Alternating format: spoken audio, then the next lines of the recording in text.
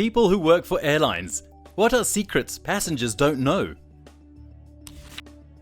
Passengers have no idea how complicated a flight is from a pilot's perspective. Let me walk you through it. We show up around an hour before the flight and get the paperwork. Is the weather okay? Is the forecast for the destination going to be above our minimums? Is it above minimums but requires an alternate airport to be listed in case the weather doesn't go quite as planned? What equipment is broken at the airport that might affect these minimums? How about the departure airport? Do we need to plan for an airport to go to if we take off and have a problem, but can't get back to our departure airport due to weather, slippery runways, etc.? How about the aeroplane? Is everything working? Certain systems are allowed to be broken. Are there any of those on this flight?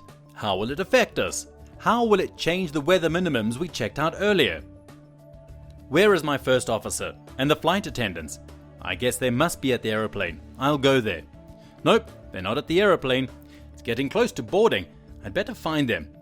Called scheduling, they said that they are on an inbound flight that just arrived, but on the opposite side of the airport. It'll be 10 minutes for them to swim their way through the terminal. I'll do the walk around while I wait. What's that on the belly? Must be hydraulic fluid. That's about all that there is around here. I better call maintenance. First officer and flight attendants are here now. That's good. But we're 10 minutes past boarding now. Maintenance shows up and checks out the mystery fluid. It is hydraulic fluid, they say, but it's old. They wipe it off. If you see any more when you get to your destination, let us know. Probably just spillage from when they serviced the hydraulics last. Tell the gate agent we're ready to board. It's 10 minutes to departure time now. 5 minutes pass. No passengers get on. A passenger is being wheeled down the jetway in an aisle chair. A narrow wheelchair designed to fit in the aisle of the aeroplane. Takes 5 minutes or so to get him situated. The rest of the passengers file on. Meanwhile, the first officer's getting our clearance. Bad news, there is a ground stop at our destination. We can't leave, and we don't expect any more information for 30 minutes. Not that we can leave in 30 minutes, just that we will get an update in 30 minutes. The passengers have all filed on at this point. I make an announcement apologizing for the slight delay in boarding. We needed to have maintenance come out to check something, but we're all good in that regard. Unfortunately, ATC is telling us that we cannot depart due to weather and traffic. We will know more in 30 minutes. You can hear the grumbles from the cockpit. 30 minutes pass, during which the first officer and I get the checklists done as far as we can and get to know each other a bit. After all, I've never seen this guy before in my life. There are thousands of pilots at this airline. We don't all know each other. The first officer calls to find out about the update. Good news, you can leave, but you have to be airborne in 5 minutes. We're still at the gate with no engines running. Can we get them both started, run the checklists, and taxi to the runway in 5 minutes? Better have a go at it, otherwise we might miss our slot. We scramble and get it done. We take off 40 minutes late. Not too bad, considering the situation. Halfway through the flight, we see a group of thunderstorms on the radar right along our route, blocking it and any options to the left of it. We ask ATC for a deviation to the right to get around that line. Unable due to traffic, is the reply. Great, now what? Center, we can take higher or lower if needed, but we need a deviation to the right. Spud Monkey 17, descend and maintain 14,000, passing 16,000, deviations to the right up to 20 degrees approved. Advise when direct to wherever. We're still 2 hours from our destination. If we descend to 14,000 feet, are we going to have enough fuel? A quick punch in the flight management system and we do, but barely. If anything else happens, we're going to have to go to plan B. Luckily, nothing else goes wrong and we land. Although the extra weather deviations and lower altitude result in another 10 minutes added to the flight. We land 50 minutes late. We park at the gate and open the cockpit door. Various comments come in from the passengers, ranging from the most common, an apathetic thanks, to the occasional this is why I don't fly your airline, or any other variation of it. The plane is empty and we have to start the process all over again for the next flight. The problem now is that we didn't start it all 1 hour before departure. It's departure time now, and the gate agent is asking if you are ready to board. So you haven't even looked at the paperwork yet. You want to be a pilot? I'm not looking for sympathy.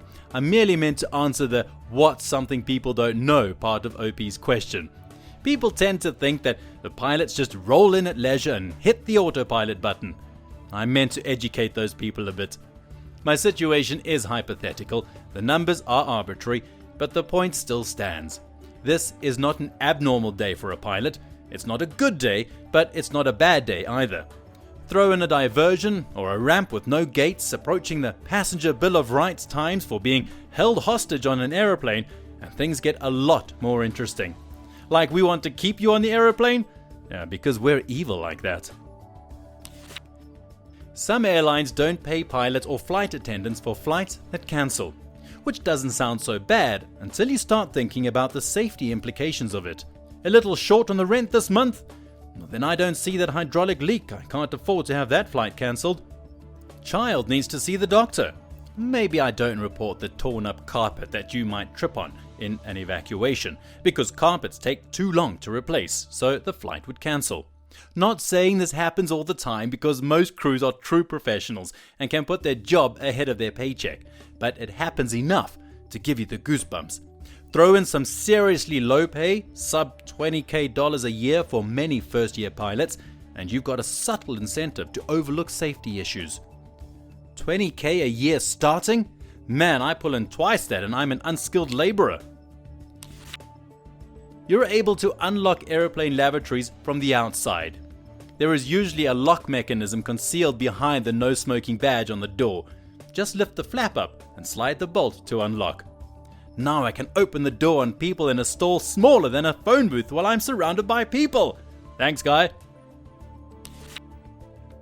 Bring an unopened bag or box of chocolates for the flight crew, especially long flights. They'll treat you like a king for the whole flight. How does one execute this chocolate handoff? Like when you first board? I've never bribed anyone. There's always at least one at the front of the plane to greet you. Hand them the chocolates and say, "This is a long flight. You're going to need something to stay sweet." Boom! Their panties are wet and so is your scotch glass. My sister is a flight attendant. She says after she tells everyone to turn off all electronics, she goes to the back and pulls out her phone and starts texting. Electronics do absolutely nothing to a plane. Your phone or iPad or laptop isn't going to make the plane magically drop out the sky. It's not going to suddenly make the navigation system go offline. Planes have triple redundancy in every system.